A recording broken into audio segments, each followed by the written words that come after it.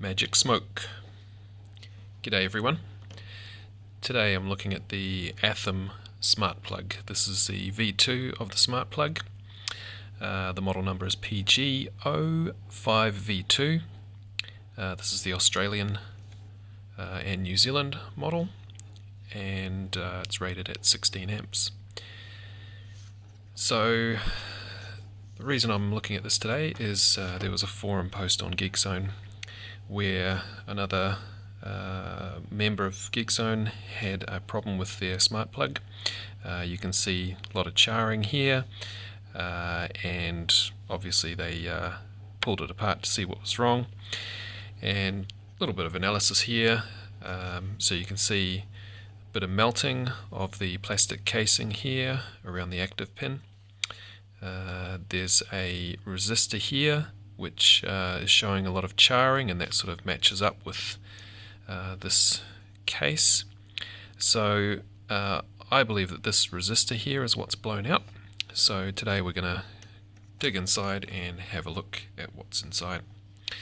So to get into these, you just need a spludger tool, metal spludger.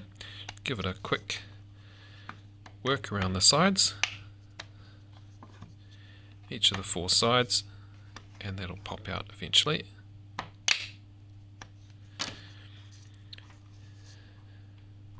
Pull it apart.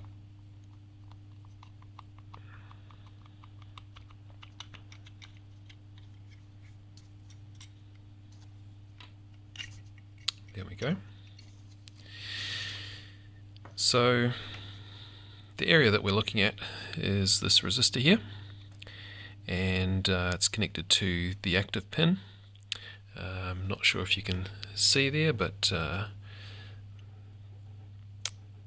the resistor is connected with a small trace linking the active pin to the resistor, and I believe that is what has heated up and melted the casing, and also the resistor itself has been overloaded, and that'll be because too much current has been drawn through it.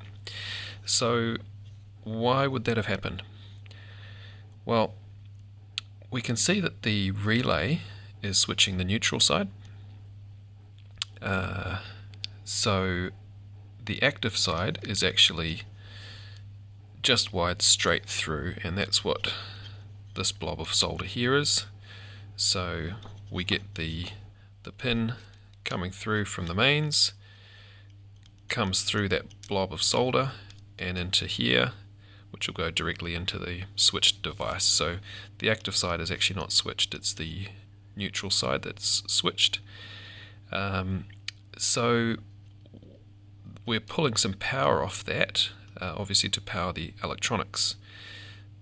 And initially I thought, well, maybe it was the relay that had blown, but the picture that the forum user posted didn't seem to indicate that. There's a little bit of sort of discoloration on the top. You'll have to excuse my terrible print, but the smoke was clearly coming from this area here, particularly around the active pin insulation, and that resistor there especially looked like there was some charring and some burning going on there, magic smoke coming out. So I think there's been a short between some components here and the neutral. And the reason I say that is because the user didn't report that their circuit breakers had gone off. It was working fine, there was power to the outside, but it just wasn't on the network, so it had blown the smart side of the smart plug. So that sort of rules out, unless this particular user didn't have an MCCB or RCD on their outlet, it rules out a short between the active and the earth. Although I do note that this Wi-Fi module is precariously close to the earth there, which there is a bit of an air gap there, but with the insulation coming down over the top, there probably isn't too much of an issue there, but yeah, probably a little closer than I would have liked. Although it also has to be remembered that there's no sort of low voltage output on this like there would be with a USB charger or something that a user could have contact with, and so if things are going to go wrong inside, it's not going to be life-threatening, short of a fire. But you're not gonna electrocute anybody if there are any internal shorts here, which appears to be what's happened.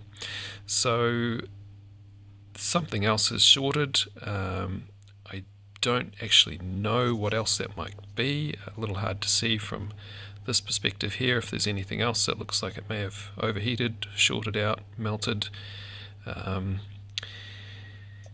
Or if there's maybe some blobs of solder, whiskers, or something somewhere that could have caused it.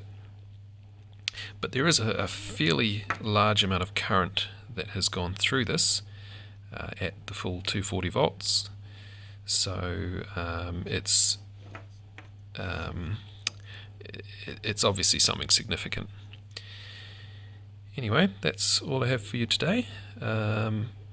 But as for whether these are safe or not, in my opinion, they probably are.